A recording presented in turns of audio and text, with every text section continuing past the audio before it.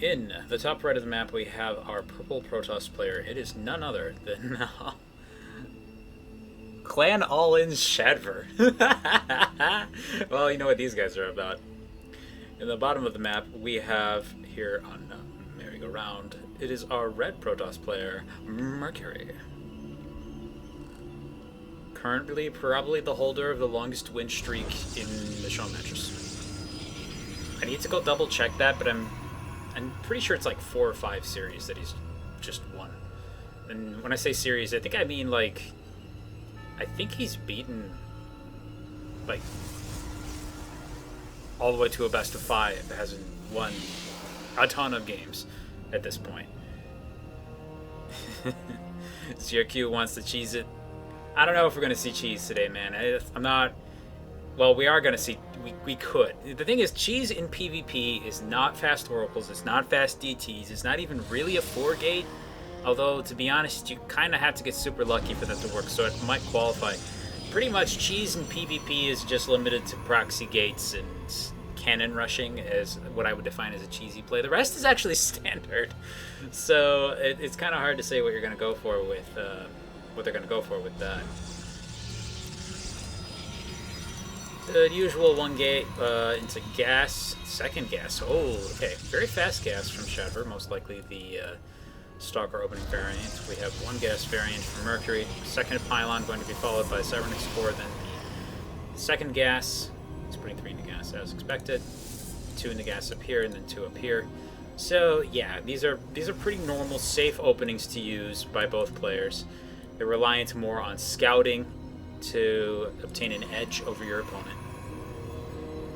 And really, that's a good way to do things in this matchup, because if you aren't, you're basically flipping coins. Can work, but it's tough. I.e. Pranav. Sure. It's not just Pranav, though. I mean, it's like, that is kind of what you'd... it's pretty much what you would see at any level of play, really. And those 2 strategies do work. Cannon rushing and... Proxygate do have a decent success rate, especially in the latter, just because you don't know what's coming. But I'm not trying to look down on them by calling them cheesy.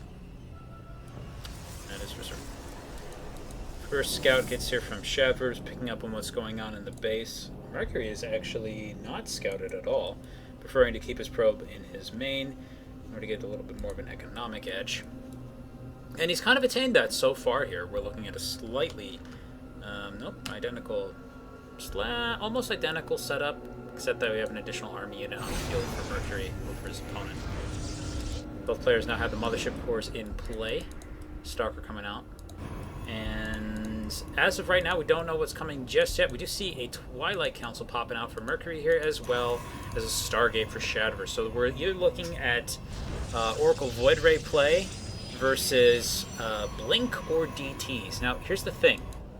If you do go Stargate against a Blink player, it's very strong. Blink is not really that helpful against a decent number of Void Rays. You have to be incredibly fast to even blink out of the way of that attack. Now, if he goes for DTs, that's extremely... Oh, there's Blink. I was going to say, DTs would be extremely bad for Shadver, as you have little to no detection when you're running with Stargates, and it looks like then the build edge, I would actually give that to Shadver in this case. But that said, you can still win. Even if you do not have the edge in builds in PvP, it still comes down very much to execution, and you can win even in situations where it would seem like you shouldn't be able to. Body blocking the ramp against the DT coming up when you don't have detection. Buying those precious seconds for you to get an observer out. I've seen it happen in Korean games. It's just, this is not Korean pro level games. This is not normal pro level games. This is not pro level. So we're watching normal people play. Anything can happen here. I don't know why I was making that distinction either. These days, there's actually a number of foreigners that compete really well against the Koreans. When I say a number, it's probably more like a handful, but still. Anyway, Oracle flies out and accidentally walks straight into Stalkers. This is not a good start for this. 2 more Stalkers warped in back in home, and the best he can hope for is to suicide this Oracle to get a few kills. Looks like he's going to reach only 3. That's pretty rough. It's really not what he was hoping for with that. We've actually got a couple forward pylons already placed out, and not to mention a Stalker warped in. Another Oracle flies out, though, and this is pretty frustrating for Mercury. He wants to get this push going, but he can't just leave this Oracle floating about. If he does, and yep, he sees the forward pylon. So this is going to be an awkward situation, really. Shadver is going to have to deal with a push at his front gate with minimal units. He's probably going to have to sack this natural or cancel it.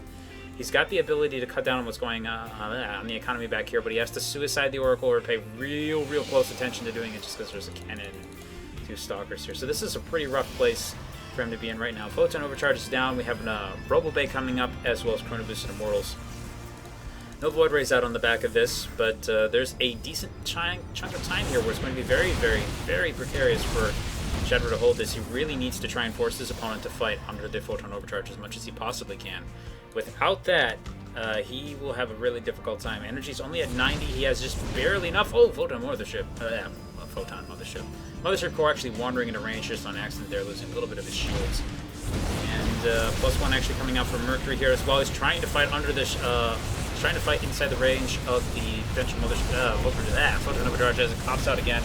Loses a couple Stalkers, and that was a very bold move from Mercury, but he loses the Mothership Core in the process. This is, again, a very difficult place to be in. I think he actually sniped the Immortal that came out, I think. Kind of lost it in the midst of all the stuff going on the screen right now. There you go. See if we can make this a little clearer to look at now that we don't have anything going on.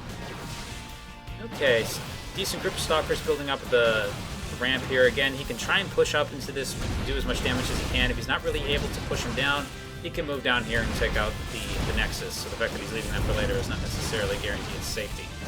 So he's pushing the Stalkers down. Yep, they're down in the low ground, so he's going to start picking away at the Nexus. Back home, you can see there is no base coming in. This Oracle is still hanging out back here. He's done he's done a little bit of work, but I don't know why I keep thinking it's the OK. It's only killed 1 worker though, and a pretty hefty cost to its shields. As you can see, the Stalker's still hanging out up here, having killed the Nexus. Well, crap. It doesn't look like anything's wrong for you guys, but I grabbed the window and moved it down slightly. So see if I can fix that. There we go. I can actually see what's going on again.